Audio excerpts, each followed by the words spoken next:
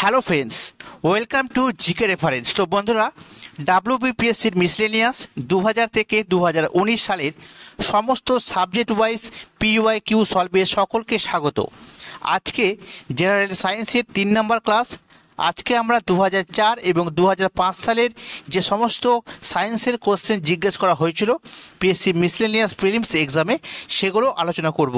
তোমরা যদি আমাদের এই ক্লাসের আগের যে ভিডিওগুলো সেগুলো যদি দেখে না থাকো, অবশ্যই দেখবে। আশা করি তোমাদের আপকামিং পরীক্ষার জন্য কিন্তু হেল্পফুল হবে। আর তোমাদের অবশ্যই এই কোশ্চেনগুলো অ্যানালাইসিস করা দরকার আছে, ঠিক আছে? তো চলো আজকে আমরা শুরু করছি। প্রথমে 2004 সালে কী কী কোশ্চেন এসেছিল। তো দেখো, একটি সেকেন্ড দোলককে যদি চাঁদে নিয়ে যাওয়া যায় তো কি হবে? তো মনে রাখবে, সেকেন্ড দোলকটির দোলনকার স্লো হয়ে যাবে, ঠিক আছে? চাঁদে নিয়ে গেলে সেকেন্ড দোলকের দোলনকার স্লো হয়ে যাবে। নেক্সট, এক্স রশ্মি কী প্রকারের তরঙ্গ?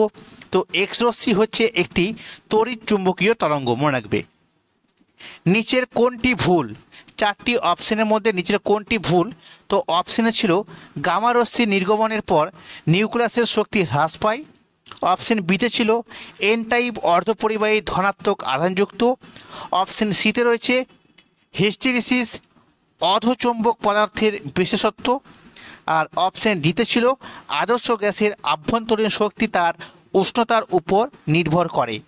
তো এর মধ্যে যেটা ভুল ছিল সেটা হচ্ছে গামা রশ্মি নির্গমনের পর নিউক্লিয়াসের শক্তি হ্রাস পায়। এই তথ্যটা কিন্তু সম্পূর্ণভাবে ভুল, ঠিক আছে? আর এর সাথেও তোমরা মনে রাখবে, বাকি যে অপশানগুলো রয়েছে সেই অপশানগুলোর মধ্যে সবটি ঠিক। তো এগুলো কিন্তু অবশ্যই একবার মনে রাখবে। তারপর দেখো, 1/2π√LC এই কম্পাঙ্কের একটি পরিবর্তী বিভব উৎসের সঙ্গে একটি আবেশক এল এবং ধারক সি এবং রোধককে যদি শ্রেণী সমবায়ে যুক্ত করা হয় তবে সেই বর্তনীর প্রতিরোধ কত হবে, ঠিক আছে? তো বা কীরকম হবে, সেটা হচ্ছে একটি বিশুদ্ধ রোধধর্মী, ঠিক আছে? মনে রাখবে, এই যে 2004 এবং 2005 সালের যে ফিজিক্সের বেশ কিছু কোশ্চেন বা কেমিস্ট্রির বেশ কিছু কোশ্চেন জিজ্ঞেস করা হয়েছিল, যার লেভেল কিন্তু 11-12 মতন, ঠিক আছে? বেশ একটু টাফ লেভেলের ছিল। তো অবশ্যই কখন কি চলে আসছে বলা মুশকিল। পিএসসি মিসলেনিয়াস যতটা সহজ মনে করছো অতটা সহজ নয়। ভালো করে পড়তে হবে, কোশ্চেন্স কিন্তু সেখান থেকে চলে আসতে পারে, ঠিক আছে? তো অবশ্যই কিন্তু ভালো করে পড়তে থাকো। পরবর্তী কোশ্চেন দেখো, কোন জোটটির মাত্রা অনুরূপ? 4টি অপশন ছিল টর্ক ও কার্য, বল ও ক্ষমতা, ভর ও ওজন, কৌণিক এবং রৈখিক ভরবেগ। এগুলোর মধ্যে কোন দুটির মাত্রাটা একই রকম? তো টর্ক এবং কার্যের মাত্রাটা হুবহু একরকম। নেক্সট, একটি ফিউজ তারের বৈশিষ্ট্য কীরকম হওয়া উচিত? তো একটি ফিউজ তারের রোধ বেশি হয় এবং গলনাঙ্ক অনেক কম হয়। পরবর্তী দেখো, একটি পাত্রে কিছুটা গরম জল রাখা হলো, ওই জল সর্বাপেক্ষা দ্রুত শীতল হবে যদি পাত্রটির বাইরের তল কীরকম হয় এবং কালো এবং যদি মসৃণ হয় তাহলে কিন্তু ওই পাত্রের জলটা খুব সহজেই শীতল হতে পারবে। কখন? যদি কালো এবং মসৃণ হয় বাইরের তলটি।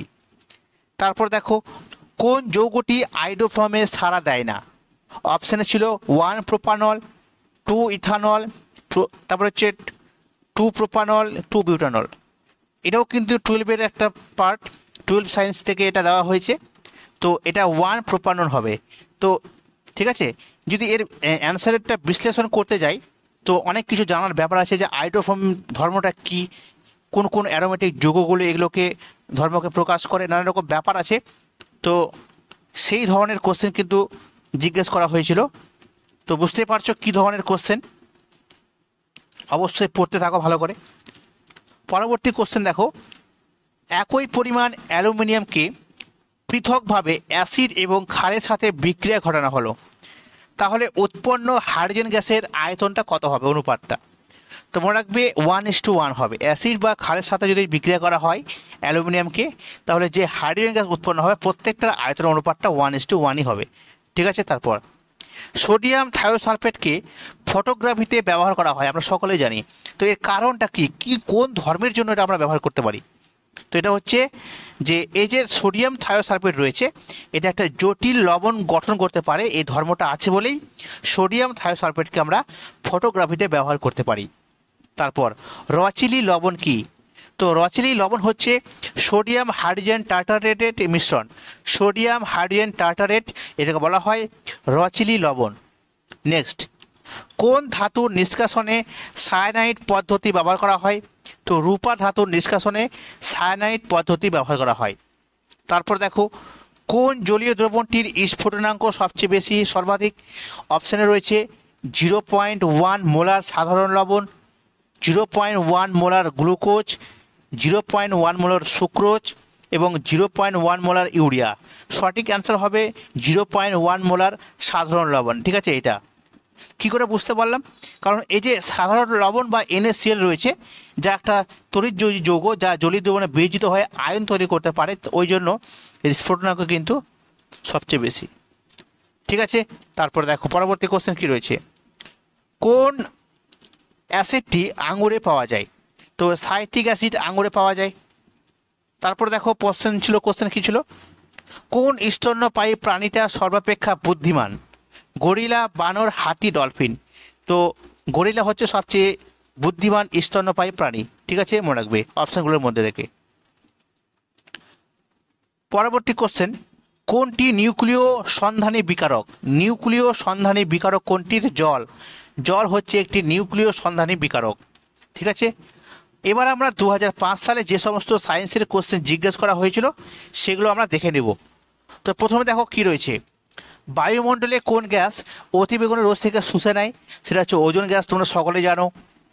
একটি বদ্ধ ঘরে তাপমাত্রা 20 ডিগ্রি সেন্টিগ্রেড এবং আপেক্ষিক আর্দ্রতা হচ্ছে 40%। তাপমাত্রা যদি 30% করা হয় তাহলে আপেক্ষিক আর্দ্রতা কি হবে?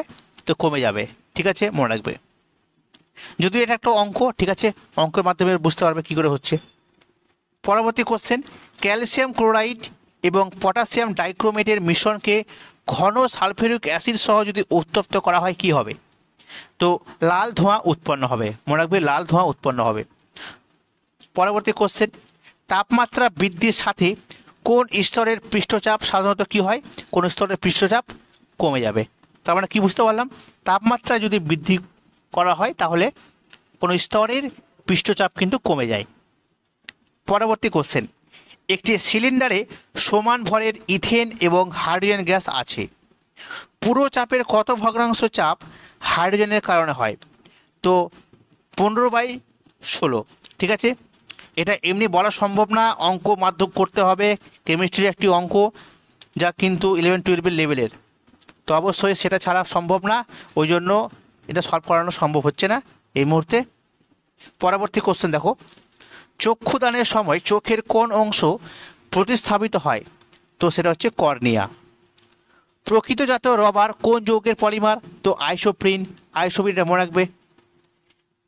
অ্যামোনিয়াম মলিবডেট, ঠিক আছে, অ্যামোনিয়াম মলিবডেট হলুদ পদক্ষেপ দেয় নাইট্রিক অ্যাসিড এবং কার দ্রবণে?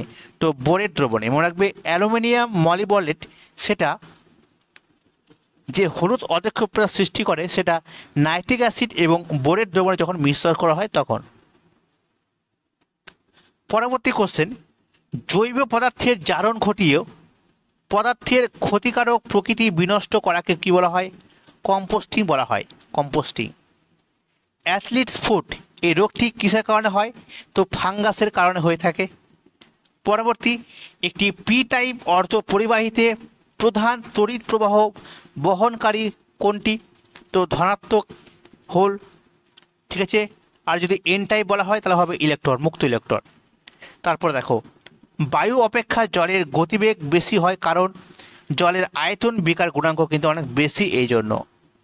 তারপর লাল আলোতে একটি লেন্সের ফোকাস দূরত্ব হয় 25 সেন্টিমিটার, তাহলে নীল আলোতে ফোকাস দূরত্ব কত হবে?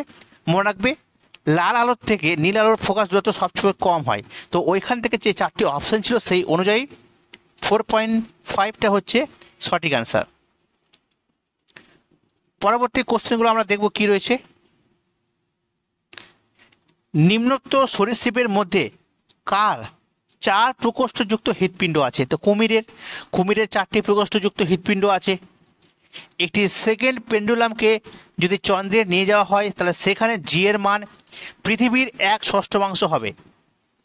ঠিক আছে, তো যদি হয় তাহলে পেন্ডুলামটির দোলনকাল কত? তো মনে রাখবে দোলনকাল হচ্ছে 1 সেকেন্ড।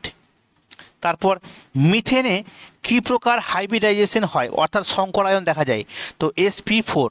অর্থাৎ মিথেনের যে 4টি বন্ড রয়েছে এই 4টি বন্ডের মধ্যে প্রথম কক্ষে একটা এবং পরের কক্ষে 3টা, টোটাল 4টি বন্ড sp3 সংকরায়ন বা হাইব্রিডাইজেশন রয়েছে। পরের কোশ্চেন, নিচের কোন সাপটি বিষহীন? Mayal, কেউটে, viper, coral. তো এগুলোর মধ্যে ময়াল মাছ কিন্তু বিষহীন। পরের কোশ্চেন, এমআরআই এর পুরো নাম কি? এমআরআই এর পুরো নাম হচ্ছে ম্যাগনেটিক রেজনেন্স ইমেজিং।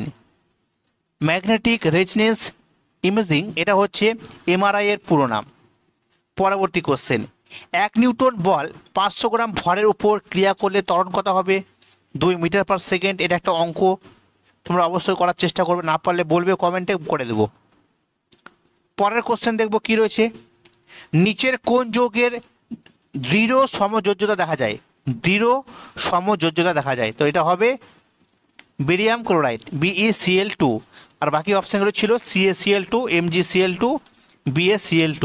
ঠিক আছে, আমরা জানি যে পরমাণুর আকারটা ছোট তার কিন্তু মানে তত দৃঢ়ভাবে সমযোজ্যতা দেখা যায়। তো এর মধ্যে যে ধাতব পরমাণুগুলো রয়েছে এই যৌগগুলির মধ্যে, যেমন Be, Ca, Mg, Ba, এদের মধ্যে কিন্তু Be অর্থাৎ বেরিলিয়ামের আকার কিন্তু সবচেয়ে ছোট, ওই জন্য এই যৌগটি সবচেয়ে দৃঢ় সমযোজ্যতা দেখায়। পরের কোশ্চেন, নিচের কোনটি ভেক্টর? এটা ভেক্টর হবে, ভেক্টর রাশি। তো অপশানে ছিল বৈদ্যুতিক ক্ষেত্র প্রাবল্য, বৈদ্যুতিক আধান, বৈদ্যুতিক বিভব এবং বৈদ্যুতিক রোধ। তো বৈদ্যুতিক ক্ষেত্র প্রাবল্য এটা একটা ভেক্টর রাশি, অর্থাৎ এর মান এবং অভিমুখ দুটোই রয়েছে। ঠিক আছে, তো বন্ধুরা এই ছিল আজকের 2004 এবং 5 সালের পিএসসি মিসলেনিয়াসে আসা সমস্ত সায়েন্সের কোশ্চেন। তোমরা কোশ্চেনগুলো দেখলেই বুঝতে পেরেছো নিশ্চয়ই যে কোশ্চেনের লেভেল কীরকম ছিল। ঠিক আছে, তো অবশ্যই ভালো করে পড়ো। পরের দিন আমরা ক্লাস করিয়ে বাকিগুলো করাবার চেষ্টা করব যতটা পারবো। ঠিক আছে, তো তোমরা অবশ্যই যদি ভালো লাগে ভিডিওগুলো অবশ্যই সাপোর্ট করবে, লাইক করবে, শেয়ার করবে, আর নতুন হয়ে থাকলে অবশ্যই চ্যানেলটি সাবস্ক্রাইব করবে। তো বন্ধুরা আজকে এই পর্যন্তই, পরবর্তী ক্লাসে আবার দেখা হবে। Thank you.